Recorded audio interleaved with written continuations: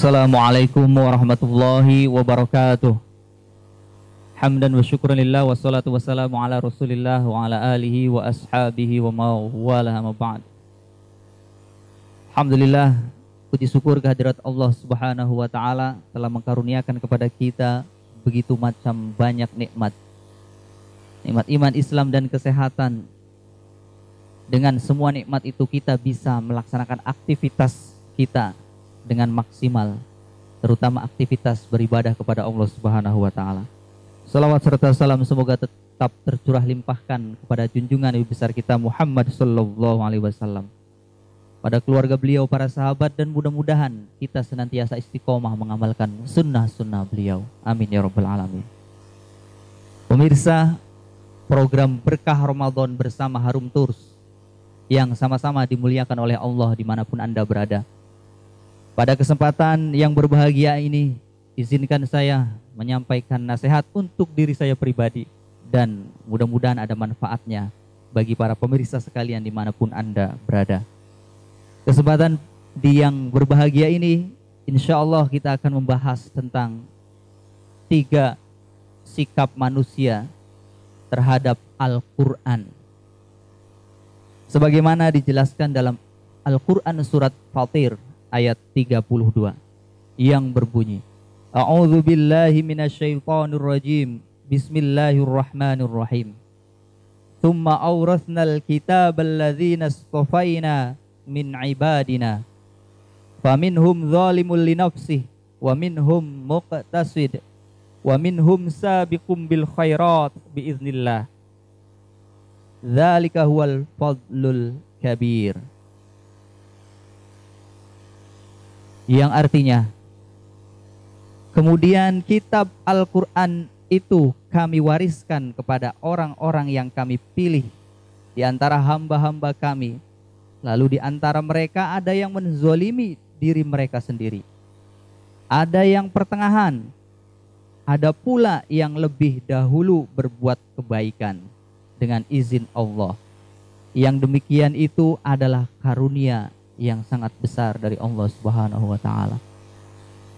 Pemirsa Berkah Ramadan bersama Harum Tours dimanapun Anda berada, di ayat Fatir ini, surat Fatir ayat 32 ini bisa kita ambil 3 pelajaran penting, di mana ada 3 golongan manusia manakala dihadapkan dengan Al-Quran sebagai kitab suci umat Islam.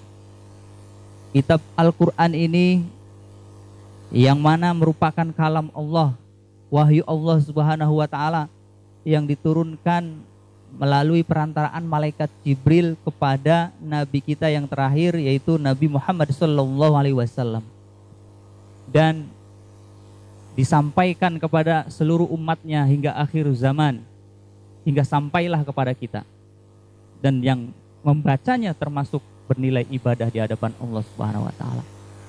Ternyata ketika Al-Quran ini diturunkan pertama kali hingga akhir ayat oleh Allah kepada malaikat Jibril melalui perantaraan malaikat Jibril dan juga kepada Nabi kita Muhammad, itu manusia atau hamba-hamba Allah memiliki sikap-sikap yang berbeda. Ketika Al-Quran ini turun, ada 3 kelompok besar. Yang pertama yaitu kelompok zalimul li nafsih, orang-orang yang menzolimi diri mereka sendiri. Dalam surat Al-Fatir, dalam surat Fatir ini dijelaskan kelompok zalimul li nafsih, yang menganiaya diri sendiri. Yang menganiaya diri sendiri ini atau menzolimi diri sendiri bukan berarti dia memukuli fisiknya dengan diri sendiri, tetapi mempunyai kebiasaan berbuat maksiat. Hari-harinya itu penuh dengan kemaksiatan kepada Allah Subhanahu wa ta'ala. Jarang sekali berbuat kebaikan. Ketika Al-Quran ini diturunkan kepada Nabi kita Muhammad SAW dan berusaha disampaikan kepada umatnya, Kanjeng Nabi, itu waspada, menolak bagi golongan yang pertama ini. Dan mereka yang meyakini sedikit, yaitu orang-orang Islam yang meyakini Al-Quran ini, kitab Al-Quran. Dan umat Islam ini, mereka ada yang juga menzolimi diri mereka sendiri, menganiaya diri mereka sendiri. Artinya hari-harinya penuh dengan kemaksiatan, dosanya banyak setiap harinya, jarang beribadah kepada Allah. Nah, golongan ini kata para ulama dan juga berdasarkan hadis akan ditempatkan di akhir hidupnya nanti, yaumil akhir, masuk ke dalam nerakanya Allah Subhanahu wa taala. Kemudian yang kedua, faminhum muqtasid, golongan pertengahan. Golongan pertengahan ini dia memiliki karakter sikap terhadap Al-Quran, berbuat kebaikan dan juga berbuat kemaksiatan, berimbang antara kemaksiatan dan kebaikan, tengah-tengah posisinya. Artinya dia muslim tetapi masih banyak melakukan dosa, terutama dosa-dosa kecil, ya. Tapi dia melaksanakan ibadah kepada Allah, melaksanakan perintah Allah, ya, melaksanakan perintah Allah, tapi juga bermaksiat kepada Allah. Nah, ini golongan yang kedua, ditetapkan juga masuk ke dalam neraka dengan proses hisab terlebih dahulu. Dihisab terlebih dahulu, kemudian masuk ke dalam neraka. Masuk ke dalam surga setelah dimasukkan ke dalam siksaan api neraka. Golongan yang terakhir yaitu orang-orang yang lebih dahulu atau orang-orang yang berlomba-lomba dalam kebaikan. Artinya sabiqum bil khairat, lebih dahulu, lebih gemar melakukan ketaatan kepada Allah daripada kemaksiatan-kemaksiatan. Kalau ditimbang amalan kebaikannya jauh lebih banyak daripada amalan keburukannya. Nah, golongan yang ini adalah golongan yang tertinggi, yaitu orang-orang yang beriman dan bertakwa. Dia bahkan bisa sampai derajat aulia Allah, wali-wali Allah atau kekasih-kekasih Allah. Ala inna awliyaullah la khaufun alaihim walahum yahzanun. Dan ingatlah, wali-wali Allah, kekasih-kekasih Allah itu tidak pernah ada rasa takut dalam diri mereka dan tidak pernah bersedih hati. Nah, inilah karakter sabiqum bil khairat, selalu terdepan dalam melakukan kebaikan, mencintai ibadah, mencintai kebaikan, ketaatan kepada Allah. Dan golongan yang ketiga ini adalah yang dijanjikan masuk surga tanpa hisab, insya Allah. Bisa bersama para nabi dan rasul terdahulu. Yaitu sebagaimana dalam surat Al-Fatihah. Ya, di surat Al-Fatihah bagian akhir itu kita selalu minta kepada Allah agar diberikan petunjuk. Ihdinas siratal mustaqim, siratal ladzina an'amta 'alaihim ghairil maghdubi 'alaihim waladdallin. Kita agar diberikan petunjuk, minta, ya Allah, tunjukkanlah kami jalan yang lurus, yaitu jalan orang-orang yang beriman, yang telah Engkau beri nikmat, yaitu orang-orang soleh, orang-orang yang terdahulu, yang banyak melakukan kebaikan terdepan dalam melakukan amal soleh. Ghairil maghdubi 'alaihim waladdallin, bukan golongan orang-orang yang dimurkai atau dibenci oleh Allah Subhanahu wa taala.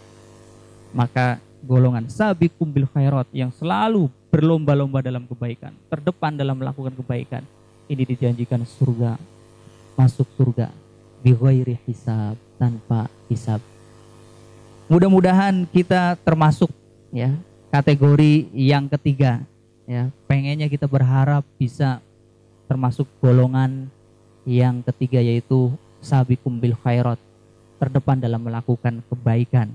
Namun kalau kita merasa belum yang ketiga, ya minimal di yang pertengahan. Jangan sampai kita berada pada posisi yang pertama tadi, menganiaya diri mereka sendiri, atau menganiaya diri sendiri dengan kemaksiatan kepada Allah. Nauzubillah.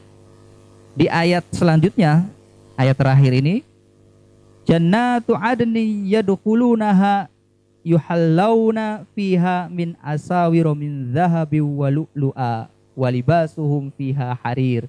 Dijanjikan kenikmatan oleh Allah Subhanahu wa taala di surat Fatir ayat 33, mereka akan mendapatkan surga Aden.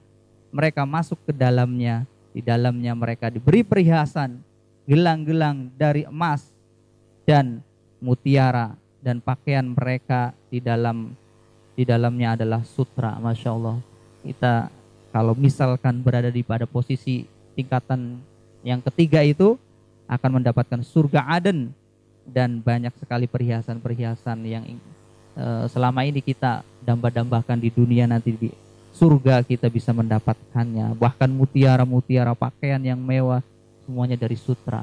Subhanallah, mudah-mudahan kita termasuk ahli surga Aden manakala kita sudah berjuang menjadi sabiqum bil khairat, terdepan dalam melakukan kebaikan. Wallahu alam bisawab. Mudah-mudahan ada manfaatnya. Kita cukupkan kajian kita dengan membaca hamdalah dan doa kafaratul majlis. Alhamdulillahirabbil alamin. Subhanakallahumma wa bihamdika asyhadu an la ilaha illa anta astaghfiruka wa atubu ilaik. Billahi taufiq wal hidayah. Wassalamualaikum warahmatullahi wabarakatuh. Assalamualaikum warahmatullahi wabarakatuh. Pemirsa Berkah Ramadan bersama Harum Tour dimanapun Anda berada, Bapak Ibu kaum muslimin dan muslimat, tentunya memimpikan bisa berziarah ke Rasulullah SAW di kota Madinah Al-Munawwaroh, dan tentunya Bapak Ibu semuanya juga mengidam-idamkan bisa berangkat ke Tanah Suci untuk beribadah umroh ataupun haji. Insya Allah impian Bapak Ibu akan terrealisasi dan dimudahkan oleh Allah selama berikhtiar dan berusaha, dan juga tetap berdoa kepada Allah Subhanahu wa taala. Dan salah satu upayanya untuk bisa merealisasikan mimpi dari Bapak Ibu sekalian adalah dengan cara mungkin mendatangi kantor-kantor terdekat Harum Tour, Harum Bina Wisata Travel Umroh dan Haji. Alhamdulillah sudah berada di patrol. Silakan yang menginginkan informasi tentang umroh dan juga haji, paket-paket umrohnya di sini luar biasa. Setiap bulan memberangkatkan jamaah umroh. Ya, ada yang umroh plus Turki, ada yang umroh ke Yaman, umroh dan plus Taif, dan juga ada umroh bersama Buya Yahya. Insya Allah banyak sekali paket pilihannya. Silakan Bapak Ibu bisa menanyakan informasi dan juga harga paketnya, dan bahkan bisa datang langsung untuk mendaftar ibadah umroh ataupun hajinya di kantor Harum Bina Wisata. Umroh bersama Harum Bina Wisata, insya Allah berkah. Demikian, Assalamualaikum warahmatullahi wabarakatuh.